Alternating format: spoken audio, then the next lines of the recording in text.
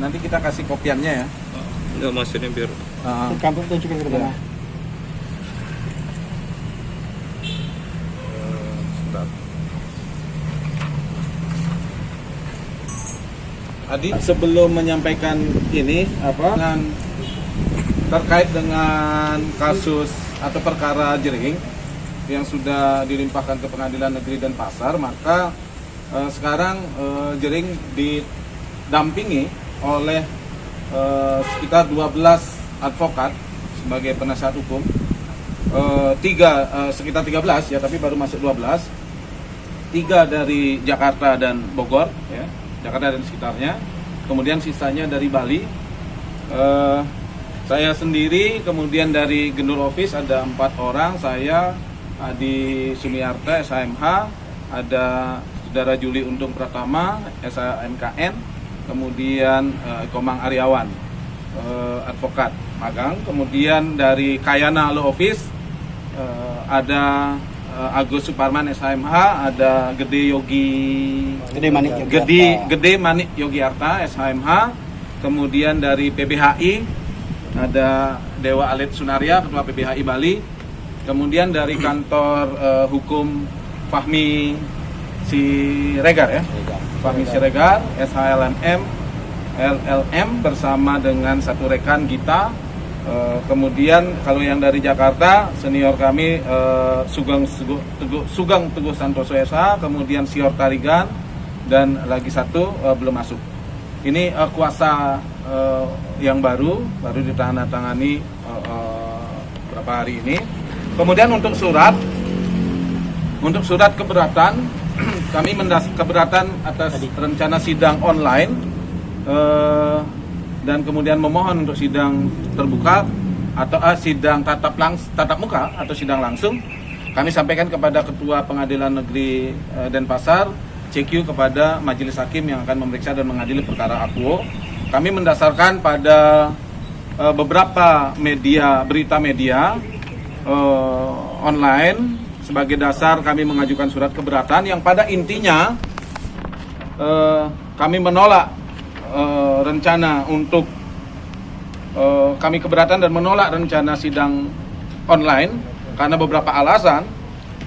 Yang paling pokok adalah sidang online terhadap kasus Jering, karena kami mendapatkan informasi dari jaksa juga, jaksa memberitahukan secara teknis nanti rencananya majelis hakim dan panitera akan bersidang di ruang pengadilan, ruang Cakra, kemudian jaksa penuntut umum dan nanti di pembuktian akan dengan saksi dan ahlinya mereka di kantor Kejaksaan Tinggi Bali, dan terdakwa didampingi kami bersama, kemudian nanti di pembuktian dengan saksi dan ahli itu di kantor Kepolisian Polda Bali.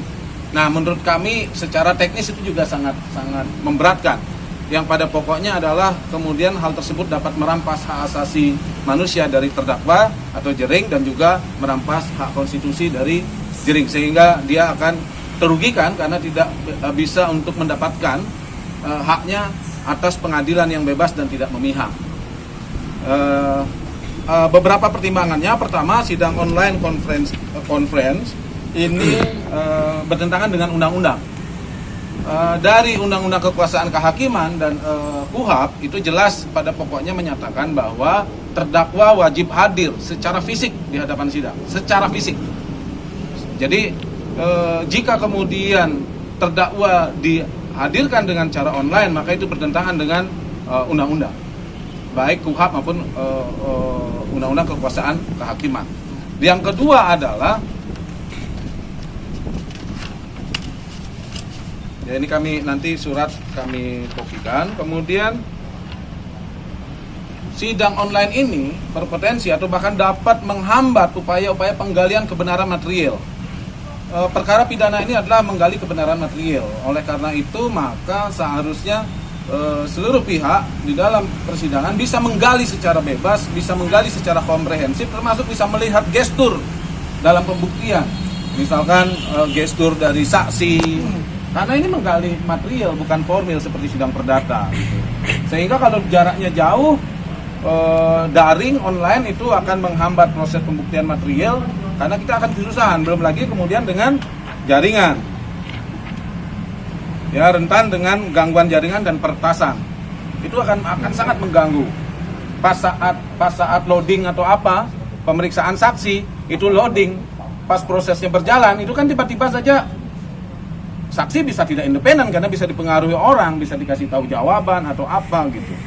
Kemudian juga fakta yang paling penting adalah sampai saat ini kan Pengadilan Negeri Denpasar juga menggelar persidangan secara tatap muka, baik dalam sidang pidana, terutama yang tidak ditahan, maupun juga dalam sidang-sidang perdata. Jadi ya kenapa kemudian untuk kasus Jering harus daring, kan bisa sebetulnya. Toh sampai kecuali kemudian memang seluruhnya online ya, sehingga ini melanggar prinsip dan asas equality before the law, lalu persamaan setiap orang di hadapan hukum. Itu yang terlanggar. Kemudian kami mengharapkan kemudian sidang tatap muka ini bisa digelar dengan protokol kesehatan, terus kemudian fakta bahwa Jering juga negatif COVID, dan yang terakhir kami mengapresiasi live streaming, tetapi seharusnya itu menjadi pendukung saja. Menjadi pendukung saja. Artinya ya warga memang harus tahu, masyarakat harus tahu karena sidang pidana sifatnya terbuka, tetapi live streaming kemudian harusnya menjadi pendukung. Tetap dihadirkan di sidang, kemudian protokol kesehatan, disiarkan live streaming, itu menurut kami yang paling ideal. Oleh karena itu kami menuntut dua hal. Pertama, kami menyatakan keberatan dan menolak penyelenggaraan sidang online terhadap klien kami, Jering. Kemudian mohon agar pemeriksaan terhadap perkara akuo dilakukan dengan persidangan langsung tatap muka untuk menjamin hak hukum dari klien kami. Begitu kurang lebih. Kalau tahu mama dipaksakan untuk online seperti apa, Pak? Apakah akan ada sidang mangkir dari pihak Jering? Kita lihat saja tanggal 10. Kita lihat tanggal 10 September akan seperti apa, terdakwa nanti akan mengambil sikap. Sekarang terdakwa juga sedang, atau klien kami Jering sedang berpikir, tapi pada prinsipnya dia sangat keberatan dengan sidang online ini. Gitu. Karena berkaca juga dari situasi peretasan dan segala macam. Terus yang surat Komnas HAM ada. Komnas HAM juga.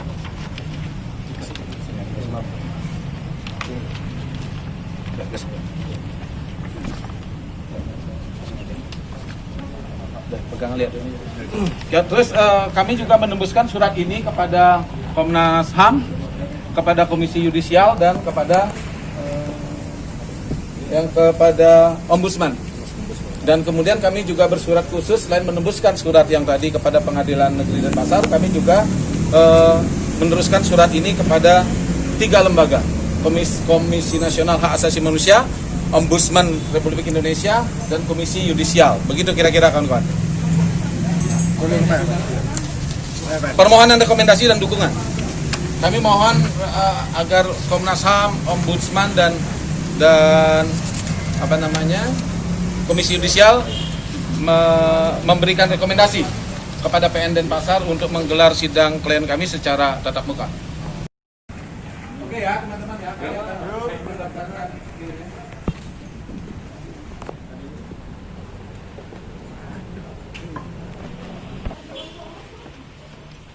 Halo teman.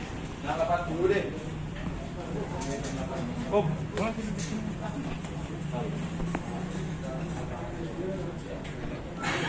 Adi mana? Yang mana Adi?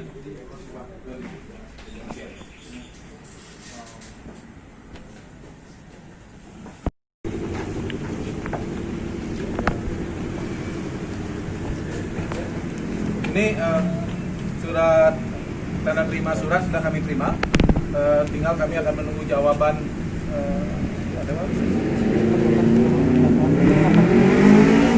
Tinggal kami akan menunggu jawaban dari Ketua PN dan Majelis Hakim yang memeriksa.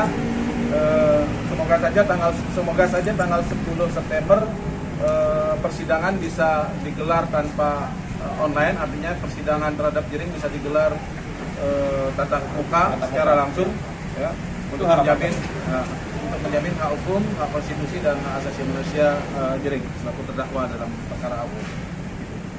Ada pertanyaan kawan-kawan? Setelah ini kami akan mengirimkan surat ke Komnas HAM, ke Ombudsman RI, dan ke Komisi Yudisial. Sidangnya 10 September jam berapa? Sidang 10 September kira-kira 10 pagi. Ya. Cuman posisinya begitu ya, nanti dari jaksa informasinya adalah terdakwa dan kuasa hukum di Polda Bali kemudian jaksa penuntut umum di Kejaksaan Tinggi Bali, hakim di sini. Semoga saja, ya teknis begitu. Semoga saja KPN bisa berubah pikiran.